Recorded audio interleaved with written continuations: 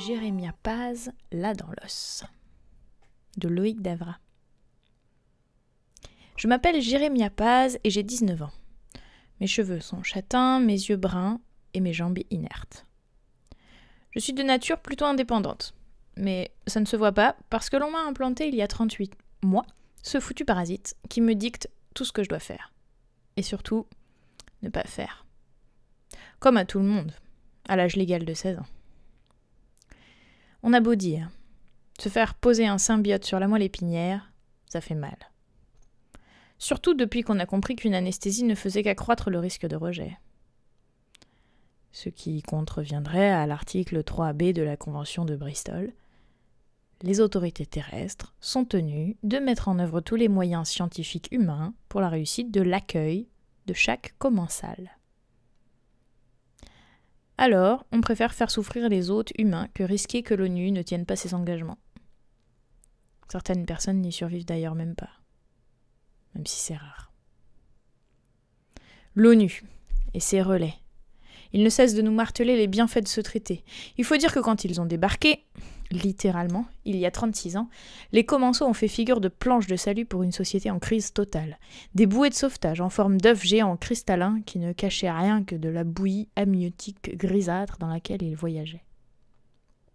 Ce truc visqueux ne leur sert pas qu'à traverser l'espace. Ça a un rapport avec leur cycle de vie. Ils naissent dedans et s'y reproduisent. Puis leurs organismes atteignent un équivalent de méno-androxénopause en même temps qu'une pleine maturité qui leur inflige des besoins physiologiques plus complexes. Ils doivent alors se transborder de la bouillie de leur vaisseau à celle d'un vaisseau de chair. Une vraie cause de solidarité réciproque pour des bénéfices soi-disant mutuels. Je n'étais pas née. Mais mes parents ont manifesté avec des millions d'autres pour que la Terre parvienne à un accord. L'accord a été ratifié à Bristol en 2064. Bien sûr, les commensaux n'ont pas signé, puisqu'ils n'ont pas de membres qui le permettent. Ils n'ont d'ailleurs pas de bouche pour négocier. Mais leur technologie, à base d'appareils lisses et translucides, réglait le problème de la communication. Du moins, tant qu'ils ne sont pas implantés. Une fois dans leur hôte, ils n'ont plus aucun moyen de s'exprimer. À ce stade, ça ne les dérange pas. Pas très loquaces, les parasites. En général, on évite de trop montrer des images des commensaux à la population. Déjà que l'idée de se faire poser une bestiole, quelle qu'elle soit, sur la moelle épinière répugne naturellement les gens, pas besoin d'en rajouter. Mais tout le monde sait à quoi il ressemble. Long comme le petit doigt, on dirait la larve foireuse d'un gros asticot, avec des courtes pattes d'une chenille et l'immonde gueule d'une sangsue pour s'arrimer à notre échine. Et ça, c'est avant qu'ils nous rentrent dans le corps, avant qu'ils ne développent leurs putains de tentacules qui viennent littéralement doubler notre système nerveux, leur assurant le contrôle total de l'hôte. D'ailleurs, ce n'est que pour ne pas les vexer qu'on les appelle les commensaux. On a plutôt tendance à dire les sangsues. Ou les ténias, tant qu'on n'en trimballe pas un. J'ai fini par apprendre qu'un commensal est un animal qui se nourrit d'une partie de la nourriture d'un autre, mais aussi qu'un commensal n'est pas un parasite, qu'il ne s'introduit pas dans votre corps. Nos commensaux à nous, si. Les petits salauds. Ils ont quand même bien négocié. En même temps, les habitants d'une planète exsangue n'ont pas vraiment le choix quand on leur propose du jour au lendemain de leur amener toutes les ressources possibles. Nourriture, eau, métaux, textiles, bois. Et non, ne vous souciez pas de tout ce qui est transport et logistique, c'est franco de port. En échange, nous ne voudrions pas grand-chose, juste un petit rien. Notre espèce ne peut survivre de façon autonome, il nous faut impérativement un hôte qui nous accueille. Mais soyez rassurés, nous savons vivre en bonne intelligence. Et c'est sans aucun danger. Bien sûr, nous comprendrions que vous refusiez et nous irions prospecter d'autres planètes. Bing. Coup fatal. Marché conclu.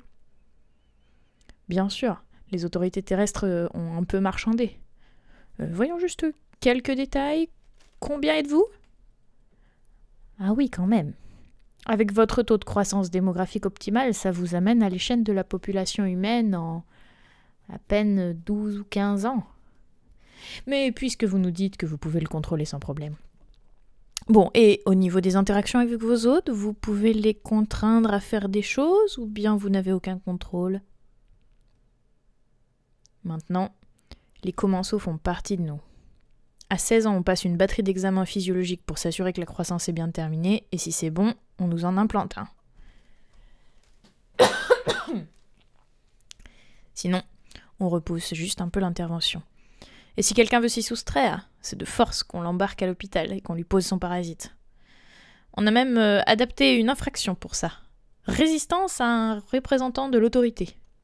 Ça existe déjà, il a suffi de donner aux commensaux la citoyenneté de plein droit et de les investir du statut automatique d'agent administratif.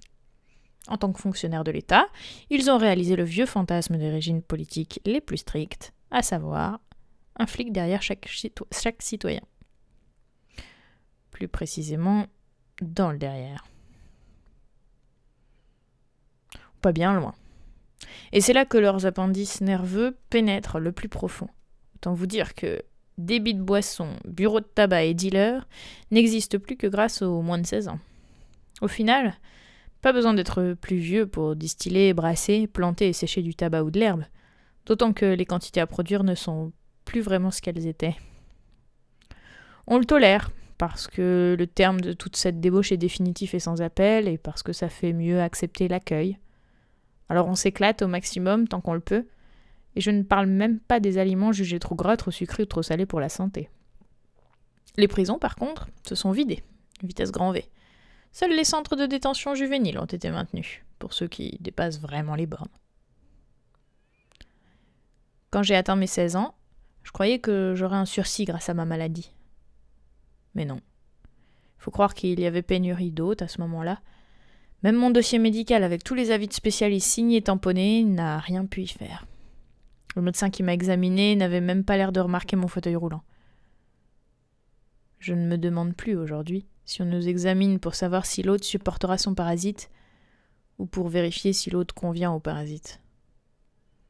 La réponse m'est apparue entre la salle d'examen et le bloc opératoire, sanglé de force sur mon fauteuil avant d'être transféré sur le billard. Au moins, c'est rapide. Je sais maintenant ce qu'a pu ressentir Pinocchio quand ce mêle-toi de ce qui te regarde de fait bleu l'a affligé d'un monsieur je sais tout, Jiminy Cricket. Vous pensez que j'exagère? C'est exactement la même chose. Une bonne conscience bombarde les fonctionnaires de l'État avec les pleins pouvoirs sur votre comportement et vos pulsions. La Stasi et la Gestapo version parasite interne. J'ai envie d'une clope? Ce n'est pas bon pour toi, Jérémia. À partir de là, le commensal prend le contrôle de mes bras chaque fois que j'arrive en vue d'un tabac. Plus moyen de m'arrêter. Et je finis en nage, trop naze pour retenter le coup au bout de la 4e ou 5e tentative. Un verre? Boire nuit à ta santé, Jérémia. Bon, alors un bon cinéma pour me changer les idées. Tu vas tomber à découvert et te faire encore allumer par ton banquier, Jérémia. Bon, d'accord. Le commensal ne me parle pas réellement. Il se contente d'agir, ou de m'interdire d'agir. Mais c'est tout comme. C'est même pire. Pas moyen de l'ignorer. Je ne sais pas qui est le plus à plaindre de moi ou Pinocchio. C'est vrai que ma bonne conscience à moi me prive de libre arbitre, mais au moins elle ferme sa gueule. Non, mon plus gros problème, c'est ma maladie. Je suis atteint depuis des années d'une forme aggravée et permanente d'un truc qu'on appelle la pseudo-Guillain-Barré. Une saleté qui a émergé avec la pollution alimentaire généralisée pré-Bristol. Avant, il y avait juste le Guillain-Barré et on s'en remettait plutôt bien. Le pseudo-GB, c'est une autre paire de manches. Je vous passe les détails, mais en gros, ça touche mon système nerveux et mes jambes sont mortes. Et pas de jaloux, ça devrait gagner à terme tout le reste. C'est elle qui me cloue sur mon fauteuil roulant. Et c'est sur elle que je comptais pour couper au moins un temps à l'accueil du commensal. Cette saloperie n'aurait même pas servi à ça.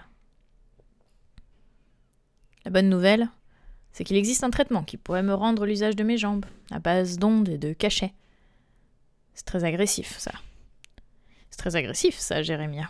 Un remède pire que le mal. Ça, c'était la mauvaise. Jiminy Cricket estime que me faire bombarder d'ondes et gober des produits chimiques de synthèse, c'est pas bon pour mon organisme. Je lui donne pas tort, mais pas moyen de lui faire comprendre que c'est quand même un peu le principe de la médecine classique. Et que ça marche. Ma bonne conscience ne parle pas et n'entend pas davantage. Mon seul espoir aurait été de me faire traiter avant l'accueil. Mais le devoir civique avant tout. Hein. En gros, je l'ai dans l'os, au propre comme au figuré, et bien profond. J'ai vu les médecins spécialistes qui me suivaient auparavant, j'ai remonté un dossier, j'ai astiqué mes roues, dans je ne sais combien de salles d'attente, je me suis esquinté en vain à l'accueil d'autant de services publics. Chaque fois en vain. Rien à faire, c'est pour votre bien, il sait ce qui est bon pour vous, d'autres personnes attendent, monsieur. On dit souvent que la personne en face de soi n'est coupable de rien, qu'elle a les mains liées par des notes de service, par l'impossibilité humaine de connaître tous les rouages mécaniques de son service, ou tout simplement par le fait qu'elle n'ait ni accès ni prise sur votre dossier. C'est faux.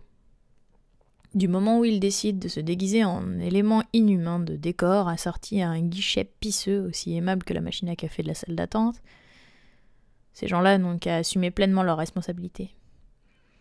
Commensal ou humain, un fonctionnaire n'est qu'un être strictement fonctionnel, physiquement auto-alimenté et mentalement aussi inerte que mes jambes.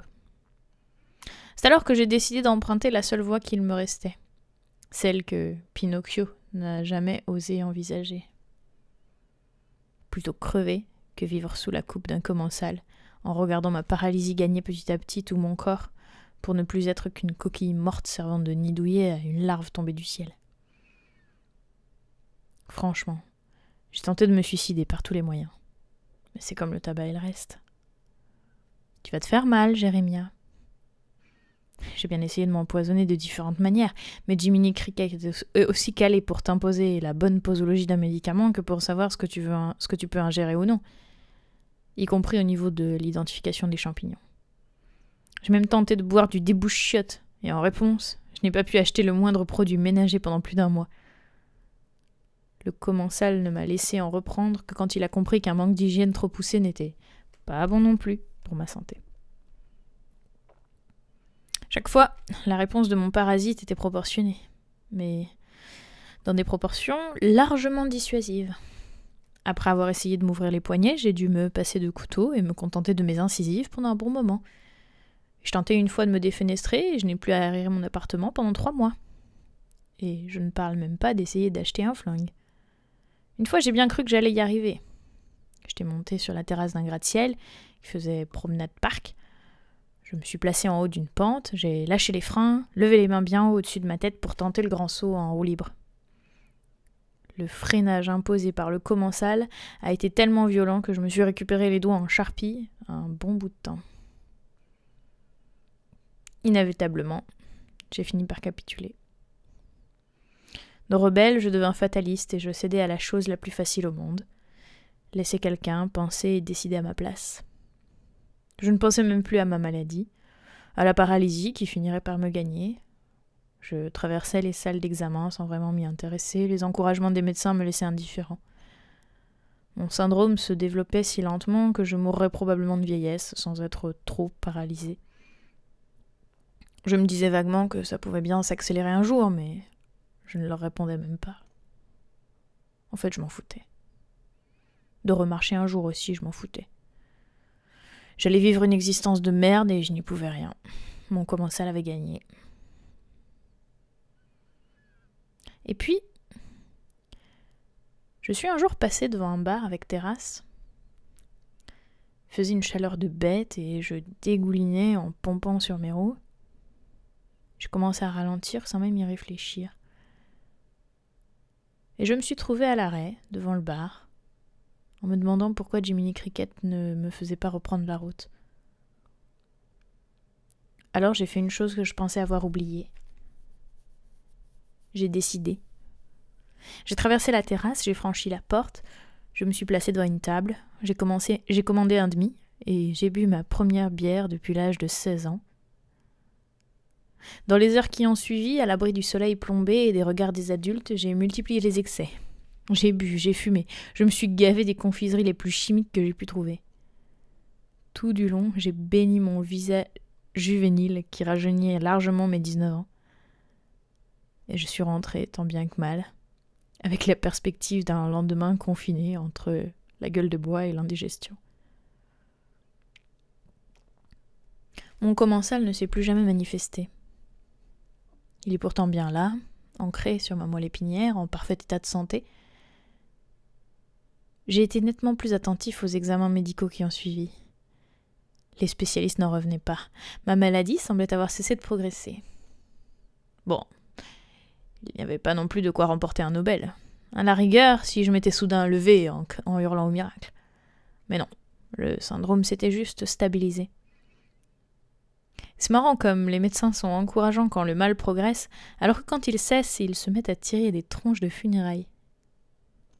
Nous préférons être francs. Il y a de fortes chances que la maladie se remette à progresser du jour au lendemain, peut-être même de façon plus violente. Mais ils n'ont pas toutes les données. Moi, oui. Je me suis bien gardée de dire à quiconque que mon commensal n'interférait plus sur ma vie. Je me suis aussi gardée de verser dans les excès chroniques qui auraient mis la puce à l'oreille de quelqu'un. Je ne le fais même plus en présence d'un moins de 16 ans. Après tout, je finis moi aussi par accuser mes années. C'est vrai. Je ne marcherai plus jamais. Je pourrais désormais suivre mon traitement d'ondes et de cachets, mais quelqu'un finirait bien par comprendre qu'il y a un problème avec mon parasite. Ce n'est pas grave. La maladie ne gagnera pas davantage et Jiminy Cricket ne me fera plus jamais chier. C'est que c'est con, un commensal. Comme la maladie a toujours fait partie de moi, il ne l'a jamais considérée comme néfaste. Et comme il subsiste en parasite, il s'en est nourri tout autant que du reste. En fait, la maladie a bien progressé, mais c'est Jiminy Cricket qui en a fait les frais. Et en bon et zélé fonctionnaire, Jiminy Cricket prend, mais ne redonne pas.